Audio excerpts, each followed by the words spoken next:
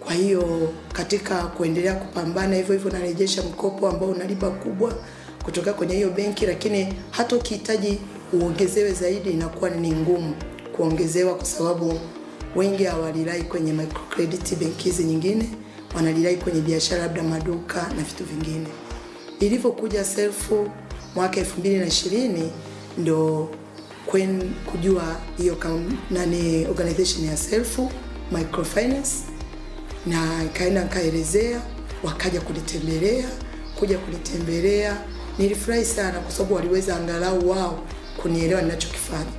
Wakanitembelea, wakanishauri na kila kitu mpaka nipata leseni ya BOT. Mara kipindi hicho ilikuwa haijaanza, leseni za BOT zilikuwa zinaanza na zilikuwa ngumu, lakini wakaweza kunisaidia wenyewe, na huko wenyewe na dini na kukopesha, lakini pia waliweza kunisaidia upande wa ushauri. Kwa hiyo nikapata, na nilivyoenda pale wakaweza kunianzia mkopo wa milioni 100, kitu ambacho kuanzia huko nyuma ulikuwa ukienda kuomba unaongezewa 50,000, milioni 5 unaongezewa milioni 10, lakini kwa wao wakaniamini, wakanianzishia milioni 100, ambayo iliweza ndo historia yangu ya kwanza kugusa wakina mama wa hali ya chini kabisa ili kuanzia. Self inasaidia watu wengi kupitia kwangu ni kwamba mimi nakopesha mpaka mkopo wa 50,000, kitu ambacho makampuni mengine hawawezi kwa sababu hawaamini kutoka kwamba hawana collateral. Unakuta mtu hana hata kile kitanda, analala chini, hana hata kochi la kuweka leani. Kwa hiyo kwa sababu wenzangu wanaamini kwamba huyu mtu kama hana hichi kitu, nikimpa akishindwa nitauza nini? Kitu ambacho kupitia self walivyoona idea yangu na nia yangu ni kusaidia kina mama, basi ndo wakaweza kunipa, na nawasaidia wengi sana. Na kupitia kwangu mimi self wananiwezesha mimi kumsaidia yule mwanamke wa hali ya chini kabisa kuweza kumnyanyua. Ndio kitu ninachofanya, ndio nao dili nao, ambapo kwa hapa Dodoma mpaka sasa hivi nina watu 3,053 kwa Dodoma, ambapo kwa Iringa ndo nimeanza, sina hata mwaka nimeshafikisha 426 ambao wana mkopo borrowers peke yake, sijaweka members. Mimi kama mkurugenzi wa Shamba Kilimo Agrovet nilifurahi sana baada ya kujulishwa kwamba kuna mfuko. Kupitia mfuko huu wa TADB nimeweza kupata milioni 150 mpaka sasa. Ni kiwango kizuri, ni kiwango ambacho naweza kupambana nacho, ni kiwango ambacho naweza nikapanuka kibiashara. Pekee pia nimshukuru Mama Samia kwa sababu anatuwezesha kwa ajili ya kuweza kunufaika na mfuko kama huu. Nina kiwanda cha kutengeneza chakula cha kuku ambacho awali nilikuwa na mashine moja tu ya kumixi chakula cha kuku, lakini kupitia mkopo huu nimeongeza mashine ya pili na ninaendelea nayo vizuri na wateja wameongezeka. Kwa hiyo ninashukuru na ninaamini kwamba tutafika mbali. Kitu ninachoomba tu ni kwamba tuendelee kuboreshewa ili mambo yaendelee kuwa mazuri. Tunatekeleza. Lengo la serikali ni kuhakikisha inamfikia kila mwananchi anayejishughulisha kiuchumi, iwe kilimo, ufugaji, biashara ama shughuli yoyote ile ya uzalishaji, na ndio maana halisi ya uwepo wa Baraza la Taifa la Uwezeshaji Wananchi Kiuchumi kwa wananchi. Kazi yetu kubwa nyingine ni kusimamia mifuko ya uwezeshaji wananchi kiuchumi. Tanzania sasa hivi tuna mifuko takriban 72 kutoka sekta binafsi na ya sekta ya umma, na katika mifuko hii tumekuwa tunafanya nayo kazi kwa karibu sana, na tunafanya mikutano. Kwanza tunakutana, lakini vile vile wanatupa taarifa zao za utekelezaji, na tunafanya maonesho kuhakikisha kwamba inafahamika kwa watu mbalimbali. Jumla tuna mifuko 72 ambayo mifuko 60 iko serikalini kwa maana taasisi za serikali, lakini pia na kwenye mawizara. Lakini tuna mifuko 12 ambayo iko kwenye sekta ama taasisi binafsi. Mifuko hii imegawanyika katika makundi manne. Kuna mifuko ambayo inatoa mikopo ya moja kwa moja, kwa maana ya kwamba Mtanzania ataweza kufikiwa na mfuko huu na kupata mkopo moja kwa moja na utamwezesha kufanya shughuli yake ya kiuchumi ambayo anaifanya. Kuna mifuko ambayo inatoa mikopo moja kwa moja kwa mwananchi mmoja, lakini kuna ambayo inatoa mikopo moja kwa moja kwa vikundi. Eneo la pili la mifuko hii kuna mifuko ya dhamana. Mifuko ya dhamana mingi imejikita kwa ajili ya kuwasaidia wananchi ambao wanafanya shughuli za kiuwezeshaji au shughuli za kiuchumi katika eneo la kilimo. Na mifuko hii ya dhamana mingi inafanya kazi na mabenki ya kibiashara. Kwa hiyo Mtanzania anaweza akaenda kwenye benki ya kibiashara na kupata mkopo, asijue kwamba nyuma yake kuna serikali imeweka pesa, na serikali imekuwa na jitihada kubwa sana kutenga fedha kwa ajili ya kudhamini wananchi ambao wanafanya biashara katika maeneo ya kilimo, ili waweze kukopesheka na hatimaye wafanye biashara zao vizuri katika mazingira ya kiuwezeshaji. Lakini kuna mifuko mingine, mifuko ya ruzuku. Mifuko ya ruzuku ni mifuko ambayo hautaiona moja kwa moja kumpa pesa mwananchi, lakini itajenga mazingira wezeshi ili kusudi mwananchi aweze kufanya shughuli za kiuwezeshaji au shughuli za kiuchumi ambazo anakuwa anazifanya. Na kama nilivyosema awali, lengo kuu la mifuko hii ni kutengeneza mazingira wezeshi kwa Watanzania ili waweze kushiriki katika shughuli zao za kiuchumi, na kila Mtanzania awe na shughuli za kiuchumi na kuweza na kumiliki uchumi wa nchi yake.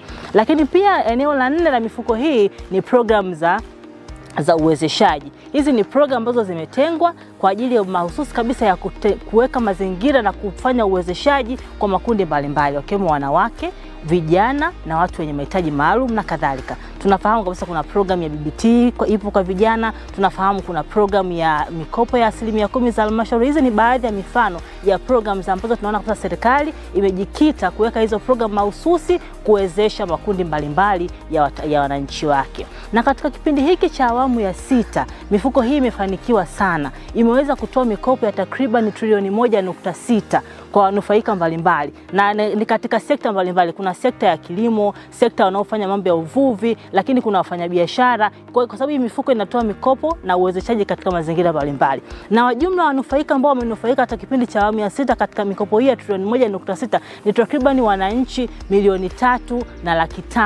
au wanaonufaika katika kipindi hiki cha awamu ya 6, na 51% wa wanaonufaika hawa ni wanaume na 49 ni wanawake. Na tunaona mifuko hii kupitia mikopo ambayo imetoka imeweza kuwafikia wananchi hawa na kutengeneza ajira takriban milioni 5.9. Hizi ni ajira ambazo zimewafikia wananchi mbalimbali kwa kuweza kupata huduma mbalimbali za kiuwezeshaji kupitia mifuko hii ya uwezeshaji. Na sisi kama baraza tumeendelea kuifuatilia hii mifuko. Hii mifuko inaendelea kuongezeka kila siku kwa sababu iko katika mawizara, kwenye taasisi za serikali, lakini pia na taasisi binafsi. Wajuzi wa mambo husema uvivu wako ndio masikini wako. Baraza hili lipo kumsubiri kila mwenye uhitaji kuwezeshwa katika shughuli anayoifanya, kwani uwekezaji wa serikali kwa baraza hili si haba tangu mwaka 2005. Taasisi yetu ipo chini ya Baraza la Uwezeshaji wa Wananchi Kiuchumi, ambapo faida zetu katika jamii ni tunatoa mikopo, ambao mikopo hii inalenga makundi mbalimbali, ikiwemo taasisi ndogondogo za fedha, ikiwemo pia watumishi wa serikali kupitia mishahara yao, pia wafanyabiashara mmoja au kampuni. Kwa taasisi yetu tupo katika mikoa mbalimbali na tunahudumia kikanda. Kwa hapa tulipo ni tawi la Kahama, na sisi tunahudumia mkoa wa Tabora, mkoa wa Shinyanga yote pamoja na Katavi. Tangu tuanzishe kituo hichi mwaka 2019 tumefanikiwa kutoa mikopo ya kiasi cha shilingi bilioni 6 na milioni 400 mpaka sasa, na tumefanikiwa kuwafikia wateja 597. Benki ya Maendeleo ya Kilimo ni taasisi ya maendeleo ambayo inasimamia mfuko wa dhamana unaitwa Smallholder Credit Guarantee Scheme au mfuko wa dhamana kwa wakulima wadogo.